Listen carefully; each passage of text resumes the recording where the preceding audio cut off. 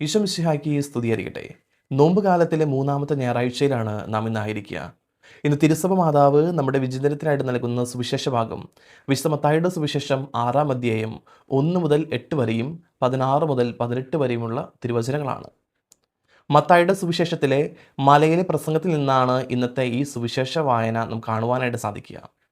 പ്രധാനപ്പെട്ട 3 കാര്യങ്ങളെക്കുറിച്ചാണ് ഈ സുവിശേഷ ഭാഗം നമ്മളോട് പറഞ്ഞു വയ്ക്കുക.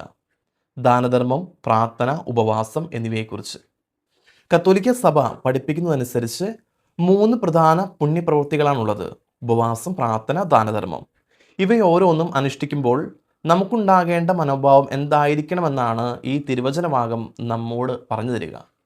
ഏതൊരു മതത്തിൻ്റെയും അടിസ്ഥാന ഘടകങ്ങളാണ് ഇവയെല്ലാം.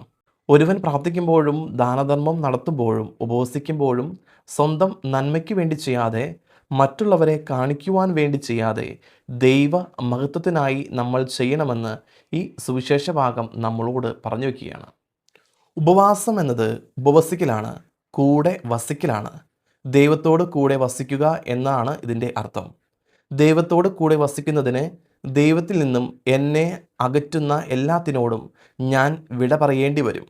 ദൈവത്തിലേക്ക് എന്നെ അടുപ്പിക്കുന്ന എല്ലാറ്റിനെയും സ്വീകരിക്കുന്നതും ദൈവത്തിൽ നിന്നും എന്നെ അകറ്റുന്ന എല്ലാം വേണ്ട എന്ന് വെക്കുന്നതുമാണ് യഥാർത്ഥ ഉപവാസം.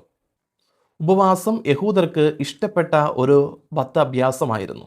അതുകൊണ്ടാണ് വിശുദ്ധ മർക്കോസിൻ്റെ സുവിശേഷം 2-ാം അധ്യായം 18-ാമത്തെ തിരുവചനം ഇങ്ങനെ പറഞ്ഞു വയ്ക്കുന്നു: യോഹന്നാന്യന്മാരും ഫരിസ്യരും ഉപവസിക്കുകയായിരുന്നു എന്ന്. ഫരിസ്യർ ആഴ്ചയിൽ 2 പ്രാവശ്യം ഉപവസിച്ചിരുന്നു എന്ന് വിശുദ്ധ ലൂക്കയുടെ സുവിശേഷം 18-ാം അധ്യായം 12-ാമത്തെ തിരുവചനത്തിൽ നമുക്ക് കാണുവാനായിട്ട് സാധിക്കും. അത് ഒരു വ്യക്തി സ്വന്തം തീരുമാനമനുസരിച്ച് തൻ്റെ അഭ്യാസങ്ങളുടെ ഭാഗമായി അനുഷ്ഠിക്കുന്നതാണ്. മറ്റുള്ളവരുടെ മുമ്പിൽ അത് തനിക്ക് അഭിമാനത്തിന് കാരണമാകുന്നുവെന്ന് ഫരിസ്യർ കണക്കുകൂട്ടി. എന്നാൽ നിയമം വർഷത്തിൽ 1 പ്രാവശ്യം മാത്രമേ ഉപവാസം ആവശ്യപ്പെടുന്നുള്ളൂ. അതുകൊണ്ട് ലേവ്യയുടെ പുസ്തകം 16-ാം അധ്യായം 29 മുതൽ 31 വരെയുള്ള തിരുവചനത്തിൽ നമുക്കത് കാണുവാനായിട്ട് സാധിക്കും. ഇത് പാപപരിഹാരത്തിനായിട്ടാണ് അനുഷ്ഠിച്ചു പോകുന്നത്. പുരോഹിതൻ ജനത്തിനു വേണ്ടി പാപപരിഹാരം അനുഷ്ഠിക്കുന്ന ദിവസമായിരുന്നു അത്.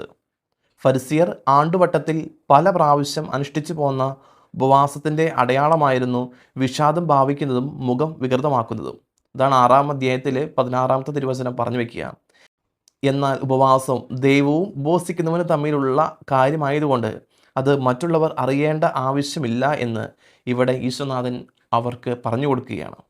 അത് യഥാർത്ഥ മാനസാന്തരത്തിൻ്റെ അടയാളമായതുകൊണ്ട് അവൻ പ്രസന്നവദനായിരിക്കണം എന്നും കൂടി പറഞ്ഞു വയ്ക്കുന്നു. ഉപവാസത്തിന് ദൈവത്തിൽ നിന്ന് മാത്രമേ നമ്മൾ പ്രതിഫലം ആഗ്രഹിക്കാവുള്ളൂ. അടുത്തതാണ് പ്രാർത്ഥന. പ്രാർത്ഥന എന്നത് ഞാനും എൻ്റെ ദൈവവും തമ്മിലുള്ള ബന്ധമാണ്. ദൈവത്തിൻ്റെ ശ്രദ്ധ ആകർഷിക്കാൻ ദീർഘമായ പ്രാർത്ഥനകൾ ആവശ്യമാണെന്ന യഹൂദ ചിന്തയെ തിരുത്തുകയാണ് ഈശോ. പ്രാർത്ഥന എന്നത് ചൊല്ലിക്കൂട്ടുന്ന വാക്കുകളുടെ അളവല്ല, മറിച്ച് സ്നേഹത്തോടെ പിതാവിൻ്റെ സന്നിധിയിൽ ചെലവഴിക്കുന്ന സമയമാണ്.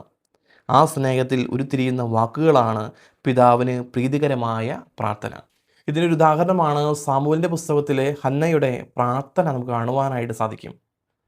മക്കളില്ലാതിരുന്ന ഹന്ന വളരെ വിഷമത്തോടെ ദൈവസന്നിധിയിൽ പ്രാർത്ഥിക്കുന്നുണ്ട്.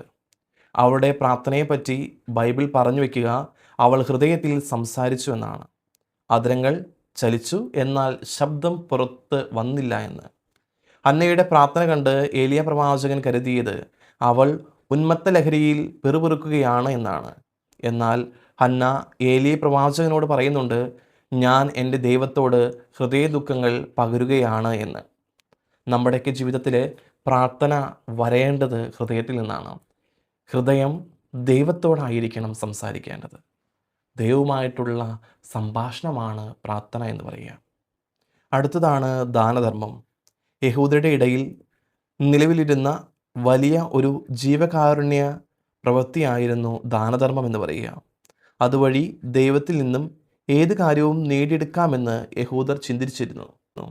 ഇവിടെ ഈ സുവിശേഷത്തിൽ ഈശോനാഥൻ പറഞ്ഞു വയ്ക്കുന്നുണ്ട്, ഇത് നിങ്ങൾ ആരെയും അറിയിക്കേണ്ട ആവശ്യമില്ല എന്ന്. ദാനധർമ്മം ചെയ്യുന്നത് പരസ്യമാക്കുന്ന ശൈലി അന്ന് ഫരിസേയരുടെ ഇടയിൽ നിലനിന്നിരുന്നു എന്നാണ് ഇതിൽ നിന്ന് നമുക്ക് മനസ്സിലാക്കുവാനായിട്ട് സാധിക്കുക. അത് മനുഷ്യരുടെ ശ്രദ്ധ ആകർഷിക്കുക എന്ന ഉദ്ദേശത്തോടെ മാത്രമാണ്. അതിന് മനുഷ്യരിൽ നിന്നും പ്രതിഫലം ലഭിക്കുന്നുണ്ടായിരുന്നു അവർക്ക്.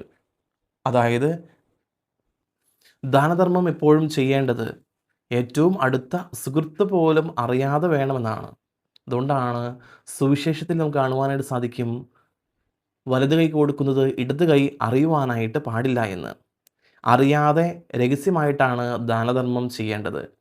രഹസ്യങ്ങൾ അറിയുന്ന പിതാവ് അതിന് പ്രതിഫലം നൽകും. അതുകൊണ്ടാണ് യഹൂദരുടെ ഈ കാപട്യത്തെ ഇവിടെ ഈശോ തുറന്ന് കാട്ടുകയാണ്. നമ്മുടെയൊക്കെ ജീവിതത്തിൽ ഈ നോമ്പ് കാലത്ത് ഈ പ്രാർത്ഥനയും ഉപവാസവും ദാനധർമ്മവും കരസ്ഥമാക്കുവാനായിട്ട് നമുക്കും പ്രവർത്തിക്കാം. ഏതൊരു പ്രവൃത്തിയും അല്പം കൂടെ സ്നേഹത്തോടെ ചെയ്യുവാനായിട്ട്, ദൈവ മഹത്വം ലക്ഷ്യമാക്കി ചെയ്യുവാനായിട്ട് നമുക്ക് സാധിക്കട്ടെ എന്ന് ആത്മാർത്ഥമായിട്ട് ദൈവത്തോട് നമുക്ക് പ്രാർത്ഥിക്കാം. ഭൂമിയിൽ മനുഷ്യരുടെ ഹൃദയങ്ങളിലല്ല, മറിച്ച് സ്വർഗസ്ഥനായ പിതാവിൻ്റെ ഹൃദയത്തിലാണ് നമുക്ക് സ്ഥലം നേടിയെടുക്കേണ്ടത്.